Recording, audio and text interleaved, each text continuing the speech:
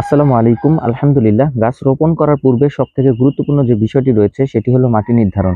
আপনি যদি ঠিকমতো মাটি নির্ধারণ করতে না পারেন সেক্ষেত্রে আপনার গাছের গ্রোথ কখনোই সুন্দর হবে না। সো মাটি নির্ধারণ করাটা খুবই গুরুত্বপূর্ণ একটি বিষয়। বেসিক্যালি এখানে যে মাটিগুলো দেখতে পাচ্ছেন এই মাটিগুলো গোবর মিশ্রিত মাটি। দীর্ঘদিন এখানে রেখে দেওয়ার ফলে এই মাটিগুলো জৈব সারে পরিণত হয়েছে। এই মাটিগুলো এখন আমি আমার ছাদের গাছের জন্য নিয়ে যাচ্ছি। এই কাজে আমাকে হেল্প করতেছেন আমার এলাকার ছোট ভাই নুরু। ও সবসময় আমার টুকিটাকি এই কাজে হেল্প করে থাকে। সো এই মাটিগুলো এখন আমি আমার ছাদের জন্য আমি নিয়ে যাব আমার কিছু গাছের জন্য।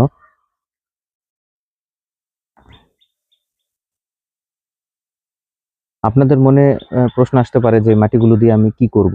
সো এই মাটিগুলো আমি কিভাবে প্রয়োগ করি সেটিও আপনাদেরকে দেখাবো। দীর্ঘদিন গাছের পরিচর্যা না করার কারণে আগাছাগুলো বড় হয়ে গেছে। সো আমি আগাছাগুলো আমি পরিষ্কার করে নিব।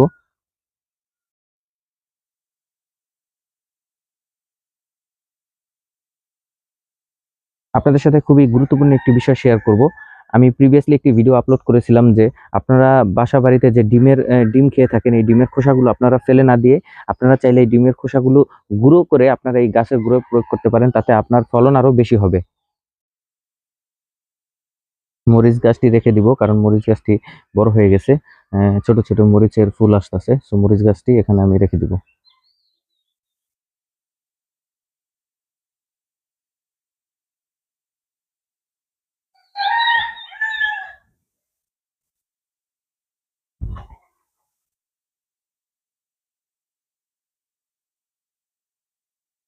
মাটিটা একটু খুঁড়ে দেবো এখন, কারণ মাটিটা খুঁড়ে দিলে দেখা যায় আপনার যে জৈব সারগুলো আমি প্রয়োগ করব সেই জৈব সারগুলো বেসিক্যালি আপনার মাটির যে ভিতরে এটার যে রসটি রয়েছে আমি যখন পানি দিব এই রসগুলো ভিতরে গিয়ে পৌঁছাবে। সো বেসিক্যালি এজন্যই আমি মাটির গোড়াগুলো খুঁচে নিচ্ছি।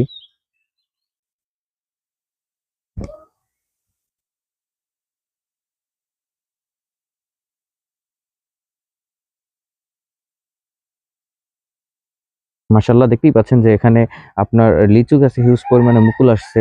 সো দীর্ঘদিন পরিচর্যা না করার কারণে লিচু গাছের যে আগাছা এগুলো অনেক বড় হয়ে গেছে। সো পেঁপে গাছটি আমি বেসিক্যালি এখানে রেখে দিব। পেঁপে গাছটি অনেক বড় হয়ে গেছে। খুবই ছোট্ট একটি চারা আমি এখানে লাগিয়েছিলাম, বাট আলহামদুলিল্লাহ এখন পেঁপে গাছটি অনেক বড় হয়ে গেছে। সো পেঁপে গাছটি আমি আমার যে পাকিস্তানি মালবেরি চারাটি রয়েছে সেটির গোড়ায় আমি জৈব সার প্রয়োগ করে দিচ্ছি এখন, গোবর সার যাকে বলা হয়।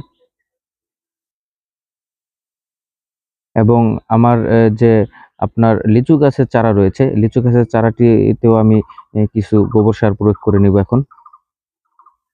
মাশাআল্লাহ, দেখতেই পাচ্ছেন খুবই মুকুল এসেছে।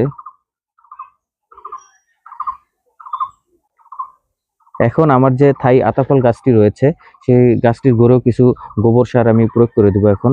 দেখতেই পাচ্ছেন। যারা এখন আমার ফেসবুক পেজটি ফলো করেন নাই তারা অবশ্যই আমার ফেসবুক পেজটি ফলো করে দিবেন এবং ইউটিউব চ্যানেলটি সাবস্ক্রাইব করে দিবেন এমন ছাদ রিলেটেড কৃষিমূলক কন্টেন্ট পেতে। তো আজকের ভিডিও এই পর্যন্তই। সবাই ভালো থাকবেন, সুস্থ থাকবেন। সবার সুস্বাস্থ্য কামনা করে এখানেই বিদায় নিচ্ছি। আসসালামু আলাইকুম ওয়া রাহমাতুল্লাহি ওয়া বারাকাতুহু।